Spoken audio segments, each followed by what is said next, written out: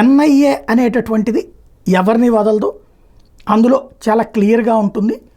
Especially ఏ ఏ ప్రాంతాలలో తప్పులు చేసేటటువంటి వాళ్ళనైనా సరే వదిలిపెట్టదు అనడానికి సజీవమైనటువంటి సాక్ష్యమే వివిధ అంశాలకు సంబంధించి జరుగుతూ ఉండేటటువంటిది.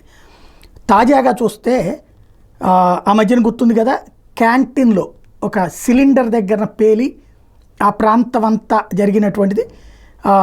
ఏదైతే రామేశ్వరం కేఫ్ బ్లాస్ట్కి సంబంధించి, ఈ రామేశ్వరం కేఫ్ బ్లాస్ట్లో నిందితుడైనటువంటి వాడు సిలిండర్తో క్రియేట్ చేసినటువంటి వాడిని అరెస్ట్ చేశారు. హుస్సేను, అట్లాగే మతీన్ అహ్మద్, మునీర్ అహ్మద్, ముజామిల్ షరీఫ్, ఈ బ్యాచీ కలిసి ఈ ఘాతుకానికి పాల్పడ్డారు. అక్కడ టీ తాగడానికి వచ్చినట్టు వచ్చి, అక్కడ టిఫిన్ చేయడానికి వచ్చినట్టు వచ్చి ఈ పేలుడు సృష్టించి వెళ్ళారు.